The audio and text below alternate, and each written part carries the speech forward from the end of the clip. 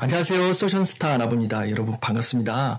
제가 최근에 통합 블로그 포스팅 이야기를 많이 했습니다. 네이버 블로그, 티스토리 블로그, 워드프레스 이렇게 블로그들을 챗 GPT 고급 활용 프롬프트를 통해서 얼마든지 길지 않은 시간에 그냥 글 하나만 쓰는 게 아니라 챗 GPT를 활용해서 여러분들의 블로그 포스팅 양을 늘리고 그만큼 방문자 트래픽을 확보하는 이야기를 했습니다.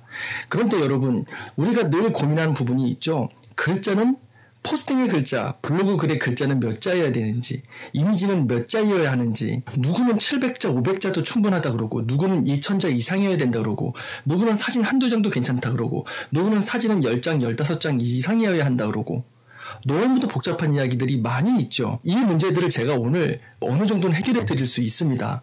이게 왜 그러냐면요. 다양한 정보들이 혼합돼서 그렇거든요. 쉽게 얘기해 드릴게요. 네이버 알고리즘, 구글 알고리즘, 다음 알고리즘을 분석들을 잘 못하니까 구글 알고리즘을 네이버 블로그에게 얘기하고 네이버 블로그 알고리즘을 다음에 얘기하고 심지어는 네이버 알고리즘을 구글에 구글 알고리즘을 다음에 적용시켜서 이야기를 하니까 당연히 혼재해서 전혀 정리되지 않은 알고리즘의 이야기들이 나오는 겁니다. 검색 엔진 최적화 SEO에 대한 이야기는요, 어떤 검색 엔진이든지 적용이 가능합니다. SEO는 사실은 검색 로직, 검색 알고리즘을 이야기한다고 해도 틀린 표현은 아닙니다. 검색 엔진 최적화가 되기 위해 그 검색 엔진 로직에 맞게 글을 쓰는 거잖아요. 그렇기 때문에 우리가 알고리즘 로직을 알아야 하는 것은 틀린 이야기는 아닙니다. 하지만 너무 SEO에 얽매이다 보면 먼저는 글을 쓰기 위한 글의 주제, 글의 제목, 가장 중요한 거는 키워드, 즉 메인 키워드, 서브 키워드가 정확하게 소싱되지 않은 상태에서 SEO만 앞만 생각해봤자 소용이 없다는 거죠. 지금 현재 순위가 우선순위가 바뀐 상황 속에서 여러분들이 많이 고생을 하고 있는 모습을 봐서 제가 이 영상을 찍게 된 겁니다. 자, 정리해드릴게요. 현재 여러분들이 알고 있는 알고리즘, 글자 수 1000자이어야 하는지 2000자이어야 하는지 500자 미만의 글도 되는지, 사진은 한 장이어야 되는지 5장이어야 되는지 10장이어야 하는지 15장이어야 하는지, 제목을 수정해도 되는지, 본문 내용을 수정해도 되는지, 이렇게 다양한 이유 때문에 여러분들이 저품질과 검색 누락, 즉 검색 노출이 안 되는 것들을 검색 누락이라고 합니다. 그래서 여러분들은 지금 저품질과 노출 제한 혹은 검색 누락 이 용어조차도 혼재해서 쓰거든요. 제가 이런 부분들을 이해 쉽게 정리해 드릴게요. 자, 여러분 이렇게 생각하시면 되세요. 여러분들이 티스토리 블로그나 워드프레스를 하게 되면은 여러분들은 네이버 블로그를 거의 신경 쓰지 않거든요. 최근에 다음 알고리즘과 네이버를 보시면 아시겠지만 티스토리 블로그 글들이 네이버에 상당수 노출이 되고 있고요. 네이버 블로그 글조차 다음에 상당히 노출되고 있습니다. 그래서 제가 통합 블로그 포스팅을 이야기한 거죠. 여러분 블로그 글을 정성 들여서 하나를 썼어요. 근데 이걸 왜 하나에만 둡니까? 챗 GPT 활용 프롬프트를 통해서 얼마든지 새로운 글로 변환시키고 이 새로운 글을 다시 티스토리나 워드프레스에도 등록할 수 있다는 겁니다. 왜 블로그 글을 2000자 이상이어야 한다고 얘기했냐면요. 사실은 다음이나 네이버 같은 경우에는 글자 수 1500자 이상, 2000자 이상, 물론 글자 수가 많이 있으면 그 글의 컨텐츠가 상당히 좋고 퀄리티가 좋을 때 체류 시간이 늘어나서 글자 수가 체류 시간에 영향이 있기 때문에 좋은 영향을 미치는 건 맞습니다. 즉 SEO에 좋은 영향을 미치는 건 맞습니다. 하지만 글자 양만 많다고 되는 건 아니거든요. 구글 같은 경우에는 글자 수에 좋은 점수를 주는 알고리즘이 있는 건 맞습니다. 구글은 1998년부터 페이지 랭크 알고리즘을 시작으로 수백 번의 알고리즘 업데이트가 되었습니다. 네이버조차도 2004년 이후에 지금까지 엄청난 알고리즘의 업데이트가 되었고요. 다음 같은 경우에도 알고리즘이 최근에 업데이트되고 있는데 다음은 사실은 고도화된 네이버 알고리즘에 비하면 사실 그 격차는 너무도 많이 나죠. 조금 따라하는 수준들도 있으니까요. 여러분들이 네이버 블로그 글의 목적이나 다음의 목적이라면 글자 수는 그다지 중요하지 않을 수도 있습니다. 물론 당연히 글자 수가 많으면 좋지만요. 좋은 퀄리티의 컨텐츠일 경우에. 하지만 사진 수를 볼까요? 구글 같은 경우에는요. 사진이 없어도 돼요. 심지어는. 구글 같은 경우에는 사진이 한두 장만으로도 충분히 키워드 선택과 제목의 키워드와 본문, SEO에 맞게 글만 썼다면 분명히 상당 노출이 됩니다. 즉 글의 양이 많고 이미지 수는 적어도 된다는 거죠.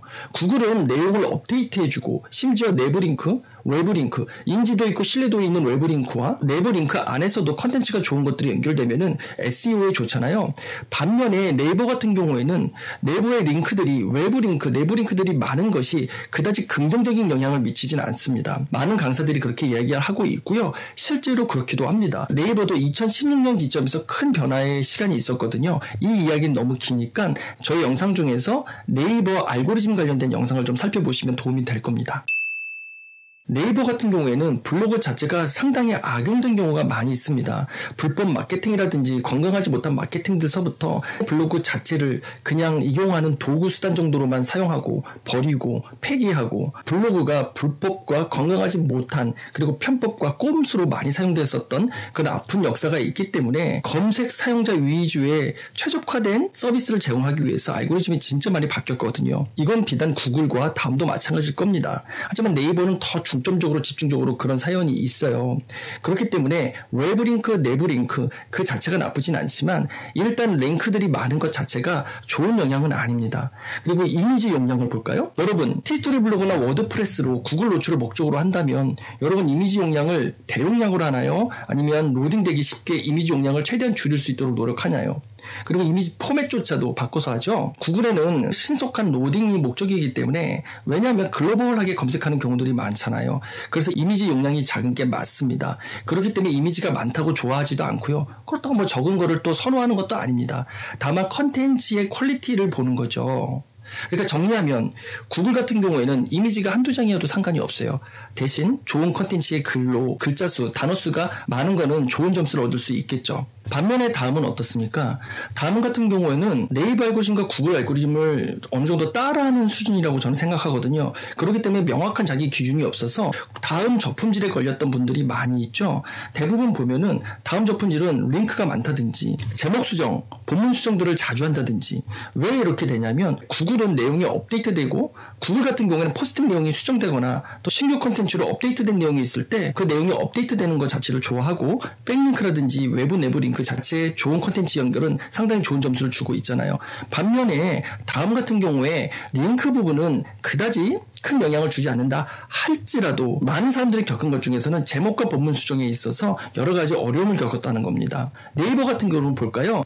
자, 네이버는요 이미지 용량이 큰 거를 선호하기도 합니다. 왜냐하면 네이버 알고리즘은 사용자의 경험을 되게 중요시하거든요. 사용자의 경험의 대표적인 예를 들면 네이버 블로그가 맛집이라든지 여행이라든지 캠핑이라든지 그 삶의 이야기 스토리 말 그대로 블로그의 본연의 그 목적을 나타내는 블로그 용도였을 때 과연 캡처 이미지, 용량을 줄인 이미지, 작은 이미지, 그리고 적은 수의 이미지들이 그 블로그의 신뢰도를 나타낼 수 있을까요? 그렇지 않겠죠. 그래서 카메라건 또 휴대폰이건 그 폰 자체에 가지고 있는 이미지 메타 정보를 읽고 용량 자체가 큰 것들, 자기 폰에서 찍은 사용자의 경험으로 좋은 점수를 얻을 수 있는 자기 폰에서 찍은 이미지는 그 폰 디바이스 정보, 즉 이미지 속에 있는 메타 정보, 그래서 폰 디바이스 정보와 해상도 이런 것들이 체킹되겠죠. 그러면 이거는 사용자의 경험이라고 볼 수 있겠죠. 그래서 좋은 점수를 줄 수 있겠죠. 구글의 노출을 목적으로 하는데 예를 들면 용량이 큰 사용자의 경험을 중요시하는 이미지 용량이 큰 것들을 쓰면 안 될 거고요. 반대로 또 네이버에는 알고리즘 SEO에는 적은 용량이 좋대 그러면서 사용자의 경험이나 다양한 맥락들을 연결시키는 글이 되어야 하는데 용량 작은 이미지 혹은 사진 찍은 것들을 다시 용량을 줄여서 올리고 이런 것들이 유익한 활동이 될 수 있을까요? 그렇지 않죠. 예를 들면 2000자 이상이라는 글자 수 때문에 네이버에서 분명히 750자, 1000자로도 충분한데 굳이 이것을 2000자, 3000자로 늘릴 필요가 없다는 거죠. 그렇기 때문에 우리들은 구글 알고리즘에 적용해야 할 걸 네이버에 적용하고 다음 알고리즘에 적용할 걸 구글에 적용하고 또 네이버에 적용할 걸 구글에 적용하고 이렇게 각 알고리즘이 가지고 있는 특징을 잘못 적용하면 안 된다는 겁니다. 사람과의 관계에서도 그 성향에 맞게 대처하고 그 사람과 친밀해질 수 있는 우리의 태도가 달라지는 것처럼 사람에게 성격과 성향과 특질과 기질이 있듯이 각 검색 엔진 플랫폼별로도 알고리즘의 특징이 있다는 겁니다. 그렇기 때문에 글자 수 2000자 이상, 이미지는 많아야 하고 제목 수정하면 안 되고 본문 수정하면 안 되고 뭐 본문은 몇 번 수정하고 제목은 몇 번 수정하고 이런 것들이 정해져 있는 게 아니라는 겁니다. 예를 들면 제목 수정과 본문 수정에 대해서 말씀을 드리면 여러분 검색 노출, 즉 상단 노출에 실패하고 순위권 안에도 들지 않는 블로그의 포스팅 이거는 어떻게든 제목을 수정하고 본문 내용을 바꿔서라도 다시 한번 도전해봐야 되잖아요. 근데 제목 수정하면 안 되고 본문 수정하면 안 된다고 해서 안 할 수는 없잖아요. 네이버 블로그는 그런 경우에 수정하셔도 됩니다. 하지만 모든 글들의 제목과 본문을, 특히 제목을 지속적으로 수정한다 그러면 알고리즘 입장에서는 이거는 검색 노출을 위해서 자꾸 수정하구나 라고 하는 그러한 행위로 비춰줄 수 있다는 거죠. 그렇기 때문에 품질에 영향을 미치는 겁니다. 저품질이라는 것은 한 번에 되는 게 아닙니다. 여러분들이 실수 혹은 또 의도적으로 행했던 행동들이 쌓이고 쌓여서 나중에 큰 문제가 발생하는 거죠. 우리 몸에 이상 반응이 있었을 때 그게 단번에 나타나지 않고 쌓이고 쌓여서 크게 문제가 일어나는 것처럼 저품질이라는 것도 그렇게 생각하셔야 되는 겁니다. 글 하나가 잘못됐다고 그게 저품질은 아니거든요. 글 하나가 잘못됐는데 우연치 않게 알고리즘이 그 블로그의 모든 글들을 읽었는데 문제가 되는 글들이 상당수 발견됐다 그러면 그 상당수 발견된 글들의 마이너스 점수가 될 것이고 그로 인해서 그 블로그 자체가 저품질이 되는 경우들은 있을 수 있겠죠. 그래서 우리가 블로그 글을 쓸 때 꼼수와 편법과 윤리적이지 못하고 도덕적이지 못한 행동은 최대한 하지 않을 것을 저는 적극적으로 권면합니다. 여러분, 제가 말씀드린 알고리즘 내용은 여러분들이 기억해 두셨다가 내가 지금 글이 노출되지 않고 있는 상황 혹은 내가 지금 블로그 글을 쓸 때 무엇인가 액션을 해야 하는데 내 블로그가 다음에 노출할 건지 구글에 노출할 건지 네이버에 노출할 건지 또는 어떤 검색 엔진에 주력해서 노출할 건지를 먼저 생각해 보시고 제가 이야기해 드렸던 검색 엔진별 알고리즘 특징을 체크하셔서 그에 맞게 여러분들이 행동을 하시면 좋을 것 같습니다. 여러분, 본문 글을 수정하는 부분에 있어서 다음 같은 경우에는요, 제목과 본문을 수정했었을 때 문제가 없는 경우들도 있습니다. 물론 제목과 본문이 수정되고 제목의 키워드가 바뀌면 기본적으로는 그 바뀐 키워드에 맞게 다시금 알고리즘이 랭킹을 구성합니다. 그렇기 때문에 처음에는 그 결과가 순위권에서 밀려난 듯 보이지만 나중에 제자리로 그 순위권이 잡히는 경우들이 있어요. 네이버 블로그 같은 경우에 여러분들이 조심해야 될 거는 지수마다 순위가 잡히는 시간들이 조금씩 다르지만 보통은 24시간 안에 순위가 잡히고 72시간 안에 최종 순위가 잡히는 경우가 대부분입니다. 또 그 사이에 체류 시간이라든지 검색 조회율, 클릭률, 또 노출과 평균 체류 시간 등을 기반으로 순위가 일부 조정될 수 있습니다. 이게 네이버 알고리즘이 그렇고요. 물론 다음과 구글 알고리즘도 비슷한 로직의 적용을 받을 겁니다. 또 말씀드리면 구글은 본문 내용 수정하는 게 크게 문제가 되지 않고요. 제목 수정하는 것도 네이버 블로그나 다음 블로그처럼 많이 문제가 되지는 않습니다. 꼭 수정해야 할 상황이 있다면 수정해도 되겠죠. 그런데 구글과 다음을 공통으로 노출시키는, 즉 다음용으로 글을 쓰고 있다면 그 알고리즘은 구글에 맞춰지는 게 아니라 다음에 맞춰야 됩니다. 다음에 맞춰지게 되면은 구글에는 아무 이상이 없어요. 하지만 구글에 맞추게 되면 다음에는 이상이 생기는 겁니다.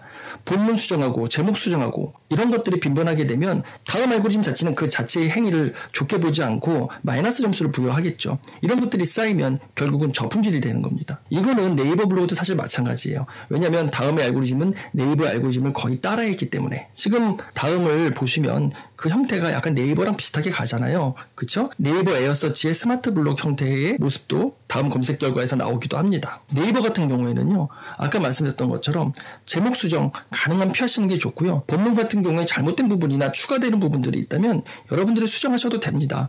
저도 네이버 본문 많이 수정하고요. 제목 같은 경우 노출이 안 되거나 혹은 순위권에 너무 멀어졌을 때 제목도 수정하고 본문 일부 수정을 해서 같이 노출시키기도 합니다. 그러면 때로는 좋은 성과가 나오기도 해요. 하지만 알고리즘에 대해서 이해를 하더라도 가장 중요한 것은 블로그 지수, 특히 네이버 블로그는 블로그 지수에 따라서 해도 되고 안 해도 되는 것들이 각 블로그 지수가 가지고 있는 그 블로그마다 다릅니다. 그렇기 때문에 이에 대한 해석이 달라서 이야기들도 많이 나오는 거죠. 여러분, 이제는 알고리즘과 지수에 대한 이야기 어느 정도 이해가 됐을 거라 생각이 되어져요.